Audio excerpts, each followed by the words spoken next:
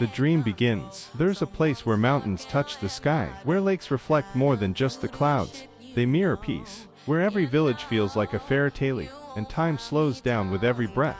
This is Switzerland, a land stitched together with beauty, silence, and wonder. And if you've ever dreamed of visiting, let me take you on a journey. These are the 10 most breathtaking places to experience in Switzerland. Number 10, Zurich is where old meets new, not with noise, but with grace. It's Switzerland's largest city, and yet, it never feels rushed. Here, elegance doesn't stand still, it flows through clean streets, calm waters, and quiet corners of history. Long ago, Zurich was a Roman base. Over centuries, it grew into a center of trade, culture, and ideas. In the 16th century, it became the heart of the Swiss Reformation, a time of bold thinking and deep change.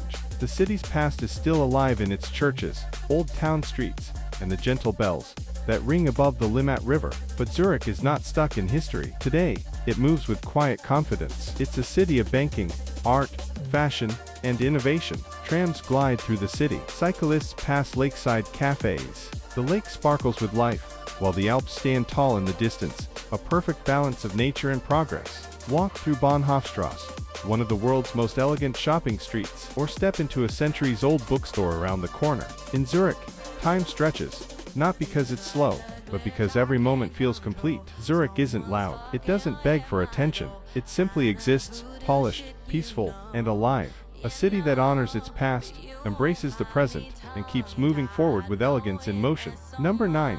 Lauterbrunnen is a hidden valley in the heart of Switzerland, surrounded by tall cliffs and falling water. They call it the Valley of 72 Waterfalls, and once you're there, you understand why. Water flows from every direction, like the mountains are quietly weeping beauty. This valley has been here for thousands of years, carved by glaciers and shaped by time. Long before tourists arrived, farmers lived here with their animals, surrounded by silence, snow, and the sound of falling water. Even back then, people said this place felt sacred, too perfect to be touched. In the 18th century, writers and poets began to visit Lauterbrunnen.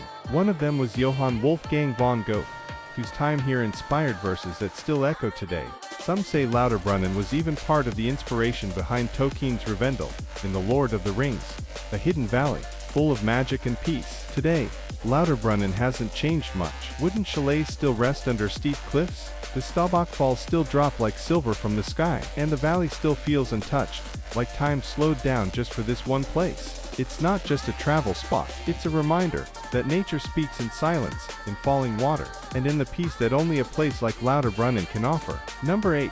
Lugano is where Switzerland begins to feel like Italy. The language, the food, the sunshine, everything here carries a warm, southern charm. But beneath the beauty, Lugano also holds a deep past. For centuries, this region was part of different kingdoms and empires, Roman, Lombard, and even the Dukes of Milan. It wasn't always peaceful. There were battles, borders, and shifting powers. But slowly, Lugano became part of Switzerland, and brought a little Italian soul with it. Nestled beside a lake, surrounded by mountains, Lugano grew as a place of trade and travel. Artists came here, thinkers came here, and soon, people from all over Europe began to visit for its soft light, gentle weather, and relaxed way of life. Today, that feeling is still alive. You can walk past palm trees while seeing snow on the mountaintops. You can hear church bells in the distance while sipping espresso by the lake. Old stone churches sit quietly beside modern art galleries. The streets are peaceful, the people welcoming, and every corner feels like a painting. Lugano is not loud. It doesn't rush. It smiles slowly, speaks softly, and lives gently. It's a meeting point between languages, between cultures, between old and new. And in every breeze off the lake, you can feel it. The Italian touch that makes Lugano unforgettable. Number 7.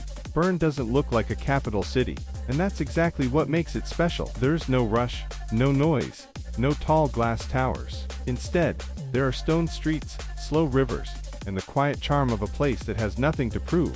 Founded in the year 1191, Bern began as a fortified city on a bend in the River Aire. Its name, they say, came from the first animal hunted there, a bear. Even today, bears are a symbol of the city, and you'll find them in statues, fountains, and even a small bear park near the river. In the Middle Ages, Bern grew strong through trade and politics. It joined the Swiss Confederation in the 14th century, and slowly became the center of government.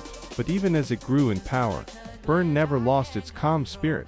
The old town, with its covered arcades and medieval clock tower, still stands, unchanged for centuries. Today, Bern is the heart of Swiss politics, but it doesn't feel busy. People walk, not rush. The trams hum gently through the streets. The sound of the river blends with the toll of the Zurich clock, which has been marking time since the 1400s. Bern is a city that listens more than it speaks. It holds its history quietly, with pride and grace. It doesn't shout to be noticed, it simply waits to be discovered. And once you do, you understand.